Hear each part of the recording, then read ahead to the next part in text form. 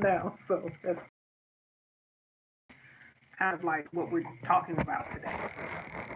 Okay, so look, let's hop right into it. The program versus ethical. Let's just hop right into it. I know this is what you wanted to speak on, so could you go ahead and tell us what the difference is? So the cadet program is a fund that is funded through the use tax and the St. Louis Police Foundation, which is an organization that supports police officers. There are $700,000 for that program, and we're not in opposition to the program because you're talking about taking kids from inner city and giving them jobs where they're paid, I believe, $14 to $15 an hour, and they're between the ages of 17, 18, 19, no, correction, I believe 18, 19, and 20 and a half, and then they are supposed to transition into the police department. So what they do is that they fill roles internally within SLMPD. So that program is funded with like $700,000 through the use tax, and that's the cadet program. And that came about actually, it was an old program at one time, and it disbanded because there was a lack of funding.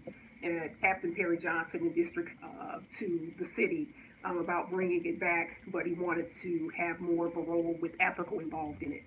So I guess I can segue into what our pre-academy is, which is different from that. First off, the main difference is that our pre-academy has zero funding.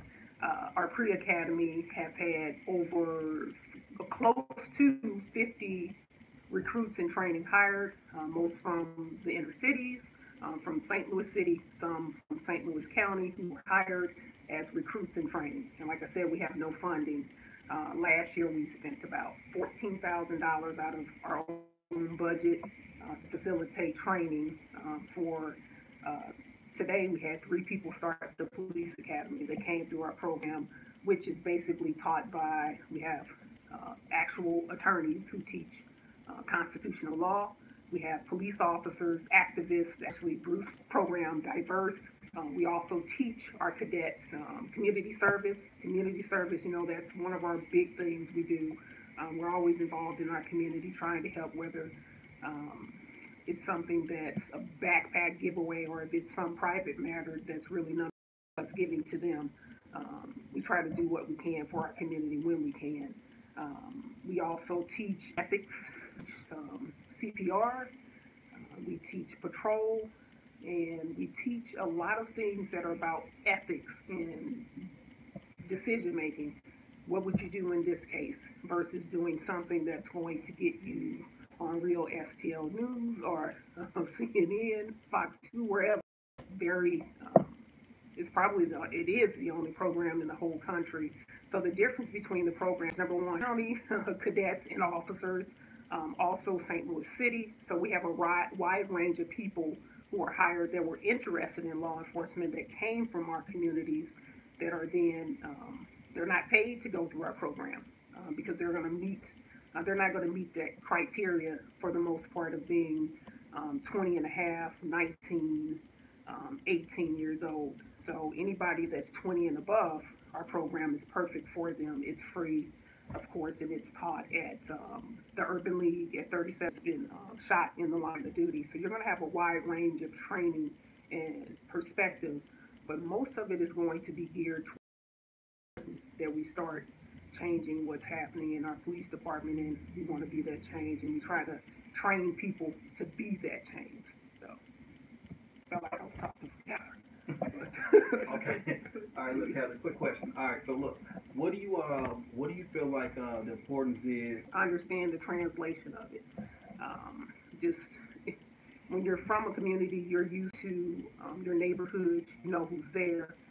You know your own language, and we really do. As African Americans, we have our language. We're some of the most creative people on the planet, and understanding what we're saying and our dialogue, our body language, just us. And it's important to have people that are from your community that look like you to police you, but not. It's important, but you also want those people that come from your neighborhood and that look like you to be good people to become police officers because you can have them come from your community, but if they aren't worth anything, then you're going to get what you see all around the country, because you're going to see, we all see black officers, white officers, and when we always get so angry when we see someone that's African American that came from the inner city that then turns around and abuses their authority. So you don't just want anyone from your community. You want the people who are willing to stand up and to be true to your community and be fair to become police officers. And those are the people we're looking for from our neighborhoods. Our Latino community, we have some areas, Bosnian as well. Women, we have a lack of women on our police department as well. So we're just looking for diversity, something more than what we have now. Okay, all right. So look, in regards to the program, is this open for the public? I know you gave the age range, but if you don't mind giving the age range one more time, and just what does that look like to maybe the average viewer who might not know anything about the program? Okay, so it's open to anyone that's 19 years and older. So you have to be at least 20 and a half, and you have to be 21 when you graduate from the police academy. So it's open. Our program is open to anyone that's 19 or older. You can be upwards of maybe you can be 50. It doesn't really matter as long as you're able to. Or you're sending me pictures now. Crazy keep it moving. So no. No. All right. So look, back to the business at hand. Give the people just something to take from the spiel that you just gave. Like I know you said that it's from 21 and up.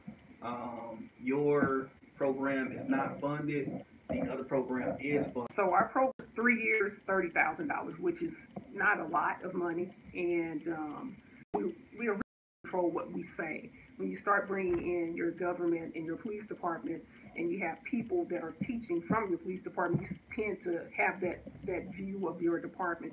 You want more diversity there, more different, not more different, or different ways of explaining what policing is, not so much from just a policing perspective. You want to see from someone else that's looking in, someone that's a citizen, to come in and funding fell through. Where it's due, officers can be paid overtime if they want to teach in our program.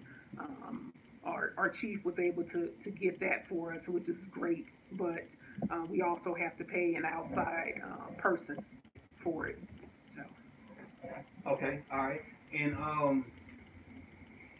I just had a question. I heard you say earlier, you said something to the effect of your officers or your people, your program are already ready to, go there versus the other program.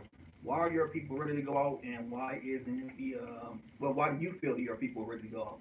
Because they're hireable now. So they're 20 and above. So when you're talking about, you have to be 21 years old to be a police officer. People come through our program that are 25. Walk you through the application process. We'll have you go through our 10-week training. We're going to mentor you the whole time you're in the police academy, and it's not, okay, your hires are going to be accountable and making sure that they understand what they became a police officer for. So it's people are ready now from our program. We just had 19 people graduate, and we've been able to place 8 of them.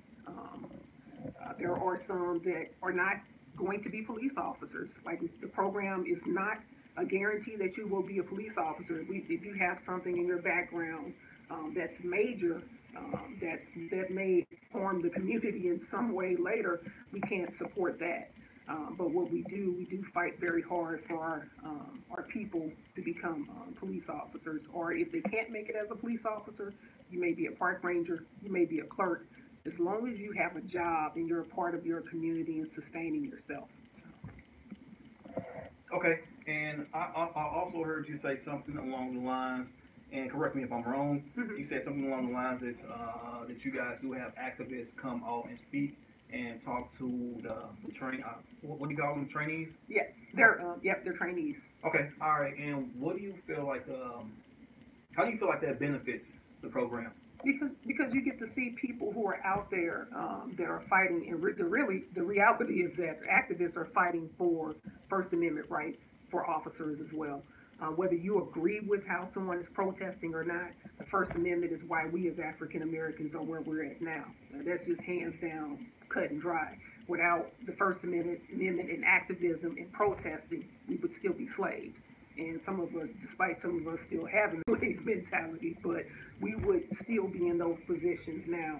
So having activists there to connect with us, and it actually brings us together when both sides are willing. You're not going to get anywhere if one side is not willing to talk. When you have people come in that talk about their stories of losing a brother, like you have Carlos Ball come in and he's talking about Kerry being gunned down by our police department. It's imperative for people to see his perspective. You know, I've lost an aunt who was killed by law. It's important. So I don't know if I answered that. But. No, that was perfect. All right, in the closing, I just want to go ahead and give you the opportunity to just speak freely about anything that you might want to speak about.